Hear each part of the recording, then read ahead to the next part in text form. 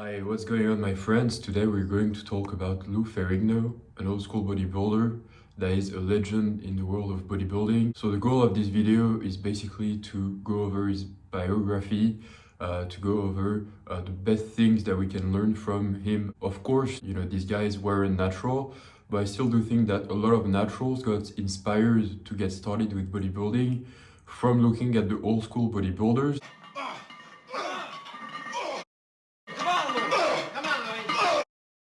Which in my opinion still had generally hard work ethics, and that they were still more inspiring, and I prefer the shapes they had back then than now.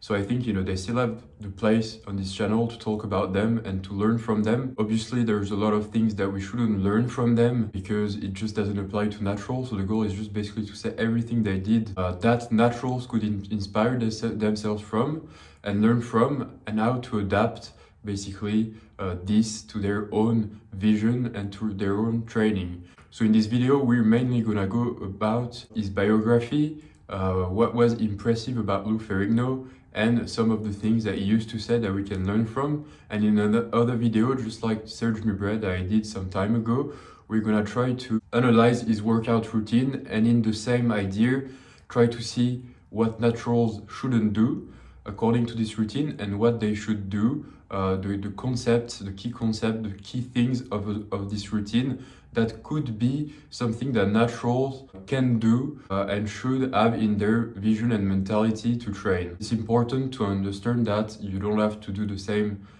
things as old school bodybuilders, as naturals, and most of the time you shouldn't, but there's some bits, there's some things that we can still take, and this is the things that I want to take and emphasize on for naturals to learn more about natural bodybuilding and good natural training.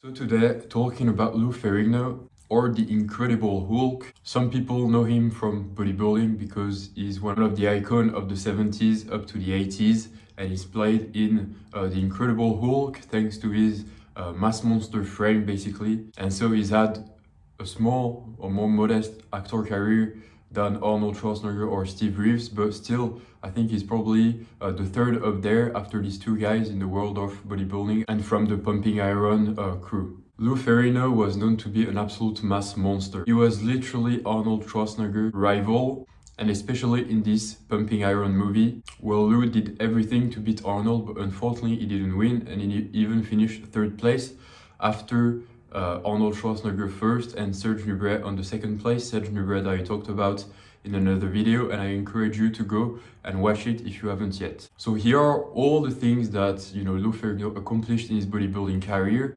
He was mainly really a 70s bodybuilder guy. Then he came back later, but most of his most impressive titles were from the 70s, and then he came back around the 90s, and he tried to do his best, but the bodybuilding kind of like has changed, although he still had some massive frame compared to some other guys. He actually came back in the 90s, and in one of the videos of Nick's Strength and Power, he literally says that Lou Ferrigno made Dorian Yates look small, and it's pretty true. This guy, Lou Ferrigno, was still a mass monster. I guess he capitalized a bit more on drugs at this time, but he had built already an incredible physique from the 70s. And so it's not surprising that he still had this mass monster frame, and that he wasn't ridiculous at all compared to the new guys on stage. If we talk about Lou and why he started bodybuilding, he had apparently an ear infection when he was younger, and he kind of lost his hearing, and some of the people would make fun of him at school, calling him Deaf Louis. And I think that was one of the big motivations for him to start bodybuilding, according to what I could read. And he had quite a complicated relationship with his dad, and that led him as well to work harder, put his focus into training. He was also very much a fan of Larry Scott, Steve Reeves, and Sergio Oliva, which was a big factor as well for him to start bodybuilding. Just like a lot of us as naturals, usually actually we get inspired by old school bodybuilders, or Steve Reeves, for example. He's the icon of the natural bodybuilding, so that was the case for as well Lou Ferrigno. It's no wonder in the end that he ended up doing the Incredible Hulk, because he was also fascinated by the comic books such as Superman, Batman, and the Fantastic Four. Talk about Lou Ferrigno now is past, he's 70 years old. and we'll talk about it later in the things that we can remember from him, as he's adapted his training now to his older age, and it will be interesting to come back to that. So what was impressive about Lou Ferrigno? Well, first, he was an absolute mass monster, comparable to Arnold Schwarzenegger, even bigger than Arnold in certain areas. So here are his stats from, what I could find. He was typical of the old school bodybuilders with big arms and massive chest, mainly the chest. All these guys had good chest back then, it seems. And Lou Ferrigno was the same as, Arnold Schwarzenegger in this regard, and even had bigger arms than Arnold Schwarzenegger. Maybe we could say it wasn't as picky and aesthetic, but he had bigger arms, and his dad kept telling him when he was competing against Arnold to show his arms to the audience to have a chance to stand against the Austrian Oak. So Lou Ferrigno, knowing that he has, strong points, would try to capitalize on them to beat his opponent, just like Arnold did, for example, for his core. His abs weren't so great, Arnold Schwarzenegger, and so he used to basically pose in a way that he would show his other strengths, body parts, features, and this is what Lou would also do against his opponents, capitalize on the great parts of his body and try to somewhat hide on poses, the parts where he wasn't as good as the others. That's just strategic and what most bodybuilders do. Another thing very impressive about Lou Ferrigno and typical from some of the old school bodybuilders that I talked about, like Serge Nubret, it was the amount of volume they were doing and the hard sessions they were doing, which is not something we see nowadays. People will say today they focus more on quality, but the truth is at some point, once you've tried to optimize as much as possible your program, when you become a real professional bodybuilder, you still have to do quite a lot of quantity. That's just part of the game, just like any other athletes who do sports. Usually they train 3, 4, 5 hours a day. Tennismen do that, football players mostly do that as well. If you look at Ronaldo or this kind of people, they will work many hours every day in the gym and doing just their main activity. And back in the days, they were doing this, and the drugs perhaps help them to do that, but really it's not too impossible even for elite naturals nowadays to train this much. Today I think that they kind of hide behind this quality, what they call quality work, but in reality the drugs today that they take help them to replace this hard work that was necessary back then. I think objectively that's a bit how it goes nowadays, and so unfortunately, that's why we can see a big difference between back then, when they still worked a lot, and today, where sometimes the physiques don't look as good. You feel the physiques are very druggy today, and perhaps that's because they rely a bit more on drugs and less on the hard work that they used to do back then. To finish off with the impressive features of Lou Ferrigno, let's look at his stats for the famous SBD, the squat, bench, and deadlift. Here are some of the stats. Yes, the guy was quite a pure monster. So now quickly going over his routine, but just very the surface, because I would like to make another video where we really analyze the exercises inside, the amount of exercises, sets, etc. I will just say basically what he was doing as a weekly routine, just the muscles without going into the exercises. He would do on Monday chest and back, he would do on Tuesday shoulders and arms, and he would do on Wednesdays legs. Then on Thursday he would do chest and back, Friday shoulder and arms, and then Saturday legs. So what I'll say here for naturals that is good is that the guy kept the same training and the same frequency for all of his muscles. He would still, I think, try to have enough rest between the sessions. So for example, he would do his shoulder and arms, and then he would have legs in between, which make it a rest day, for the upper body. Again, the guy was enhanced, so he could do, for example, a big chest and back and a shoulder and arms the day after. As a natural, I would obviously try to make a bit more space in between these two, or try to gather it in a way that works better. When you do chest and back one day at a high volume and you do shoulders the day after, knowing you've been using a lot your shoulders the day before doing chest and back, that's quite a lot in my opinion for most naturals. And so in the next video we'll talk exactly, if you're someone who wants to train like Lou Ferrigno, but as a natural, how we could kind of adapt his routine to a natural routine. But basically that's why we could say, that's good, because he was sticking to the same training. I think that being frequent with things that work and not changing all the time your program is good because you improve faster that way. If you keep changing your routine all the time, unfortunately, you're gonna progress and then you're gonna lose that progress because you keep switching and you don't have enough frequency on the things that work to actually make progress and have landmarks and then be able to improve over time. Also, the fact that, for example, he was doing arms after his back day and his chest day, for triceps or for biceps, it can be a bit quite hard. So for naturals, again, it might not be the best. For an enhanced bodybuilder, it's again a totally different story. But this is what I can say, from the surface of his program without entering into it, that we'll do in the next video. So now, what can we learn about Lou Ferrigno? I look, at the things I used to say in the past, and I take, the things that I think could be interesting for this video, because if we're gonna do many old school bodybuilders anyway, there's something that might be similar, and so each time I do one, I try to find things that were quotes that I couldn't find in another guy. And so Lou Ferrigno had one that was pretty interesting about small muscles, which I made a video about, in the past, and it was interesting about, how to grow small muscles like calves, rear delts, forearms. And Lou Ferrigno had a word about this. He said, "I certainly don't agree with the bodybuilder who say you can get big forearms just by squeezing the dumbbells handles when doing curls." He said, "In a few cases this may be true, but most bodybuilders, including himself, have to work very hard for any kind of meaningful forearm development." So again, it's totally understandable not to train your forearms as an actual session, because when you don't have much time, you want to focus on the muscle that make you look bigger as a whole. But forearms can be actually a priority for a lot of people. Forearms are super aesthetic muscles, and why not actually train them? And Lou here was right. If you start targeting them intentionally, they're gonna grow faster. And most people say they will work them out doing most other muscles, and it's true indirectly. But if you do want bigger forearms and bigger muscles, small muscles, then targeting them will actually make a whole lot difference. You can start by doing 10-15 minutes of heavy basic, or not heavy, but at least basic exercises at the end of your session for forearms, for example, and do it frequently, like twice a week, to start seeing some differences. If you're a professional bodybuilder, natural, for example, or at least you want to get to the elite level with massive forearms, then actually targeting them for a bit longer and doing quite things that look like a real session will make them look even bigger. So you can't just hope to have big small muscles, basically, if we can say, from just indirectly targeting them. It will work for some people who have I guess the good genetics of good forearms, or good calves, but for those who don't have that, you might have to actually focus more on these.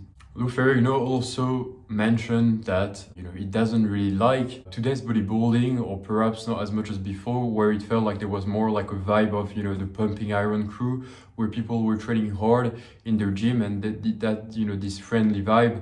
And I can also understand this as someone who started in a small gym where people are not particularly there to get the biggest, but there is some very good atmosphere. Today it's true that it's a bit less like that. Bodybuilding is going big, and the meaning of it sometimes kind of get lost in this, in how much this got big, and we lost kind of like these friendly vibes. Titles today, in my opinion, that's my personal opinion, don't really mean much anymore. IFBB Pro cards, what does it exactly mean? It looks like everyone has an IFBB Pro card. When there's so many people who have this, what's the real value of it? When you give it so easily to someone who gets great results, but most likely thanks to the drugs and his responsiveness to the drugs, rather than his actual perhaps work or intelligent training, that's a bit of like, we kind of lose the meaning of bodybuilding. And I can understand his point of view there of saying that he preferred the vibe that there was before about bodybuilding, and that there was still a lot more, in his opinion, hard work. And today it seems like it lost a bit of its vibe. And so what he loved was this passion that there was. And I will say that it's something pretty good to learn about the passion. Some of us have the passion from the start. I think I'm in this case. But if that's the case and you have this passion of bodybuilding from the start, that you're making good progress, the only good thing I can say about it is that try to transfer it to others who are starting the gym and might not have this passion yet. But thanks to you and your advice as a natural bodybuilder, you might be able to transmit this passion to these people. And so try to do that. Also, Lou Ferrigno now adapts his training to something that is a bit more adapted to his age. So he doesn't, train particularly heavy anymore because he's past, 70 and he's got to be careful. So he still wants to do his best and, get better with what he can do. And so he will not try to go too heavy. He'll try to go maybe lighter for, what he can actually do, but he still try to improve on exercises that are perhaps more adapted to him, like machines, etc., that are not as hard on the joints, and still try to have scalability. At least that's what I will take from that, and to advise you as a natural who might be older, try to find good exercise selection for yourself, for your age, something that doesn't hurt you, and still try to find scalability to improve over time, have this progressive overload, and adapting your training is important according to your age, or whatever else can come in the way. You have to adapt your exercise selection to be a good bodybuilder. Now Lou Ferrigno's goal isn't to be the biggest anymore, just to keep fit. He's lived that life already of being a monster. Now he wants to keep healthy, and that's a good goal as a 70-year-old guy. You can actually learn from that if you're getting to the older ages, and it's pretty inspiring. So now I'll just sum up this video by saying what I like about what we could say about Lou Ferrigno and what to remember, and what I don't really like for natural bodybuilders that you still should be careful about when you look at old school bodybuilders online and their training routine, etc. So what I will say is that when you have a good routine, keep at it.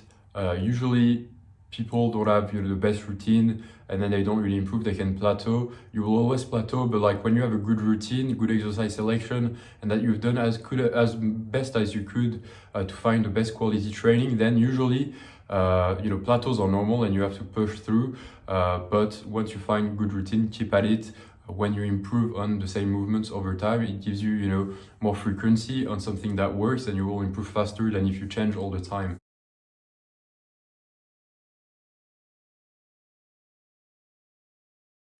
So paradoxically, I will say that you shouldn't do too much volume like an old school bodybuilder, but at the same time, you shouldn't be scared of doing quite some work. A lot of people talk about overtraining in natural bodybuilding and bodybuilding in general. I think that it's a concept that is overused. The best thing that you can do is that if you do feel like you can do more, do it for some time, test the thing, and adjust, like I said in another video, test and adjust, see how it goes. If you feel like it's cool, it fits in your program, and that you can do that much and you improve with it, okay, keep at it. Otherwise, stick to your routine and the volume that you actually do right now, and keep improving with that. But don't be scared usually of the people that will say overtraining. As long as you're pretty quality with your training, that you don't do unnecessary volume that will burn you out for the next session, then you should be fine, and there is no such thing as overtraining. Give proper attention to your forearms, rear delts, calves, smaller muscles. I think it can be interesting for those who really love these muscles, and that actually a good pair of forearms can actually make you look really good. And that, why not actually do them if this is a muscle that is very aesthetically pleasing, and if this is one of your priority. It's not because no one really do them that you shouldn't do them. If you love bodybuilding for certain reasons, keep at it with these reasons that you like, and do what makes you feel good. So passion helps a lot in bodybuilding, as I said, and I think that you should transmit this passion, if you have it, to other people. That would be a great thing. Another good thing about Lou Ferrigno, just as a vision and motivation feature, is that he was hard worker in the gym, and that this passion for bodybuilding and hard work is something that we can remember as positive. You don't need to do the same hard work as he used to do, because again, he was enhanced and he was doing a lot of volume that sometimes might be unnecessary for natural bodybuilders. But the vibe is good, and encouraging this without obviously doing too much as a natural, but giving this vibe of hard work in the gym is still, or at least intensity in your sets, is still something to remember from him. So what I didn't particularly like from Lou Ferrigno program, etc., or just overall vision, he was doing, as I said, too much volume for a natural, but we'll look into the program next time why exactly this is too much volume. In my opinion, too many exercises are very similar, and so we could actually shrink it and not do as much as a natural bodybuilder. So this will be interesting to look at. We also have not to forget still that these guys, although they will say, you know, they didn't take as much drugs as today, they still took a lot of drugs compared to, you know, the average human. And we shouldn't forget that still. Although we can get inspired from them, let's not forget that these guys were still using, you know, quite some drugs, and that in this regard, obviously you should never, you know, try to copy an old school bodybuilder program, which sometimes will have you know, things that don't really make sense and that won't benefit you as a natural. So that's the end of this video. I hope you enjoyed it and that you will be there for the next video where I go inside Lou Ferrigno's program, where we're gonna try to see what's good as naturals to keep and what's not good to do as naturals from his training routine. If you liked it, you know, don't hesitate to share, like, and subscribe, and I will see you later for the next video of Lou Ferrigno.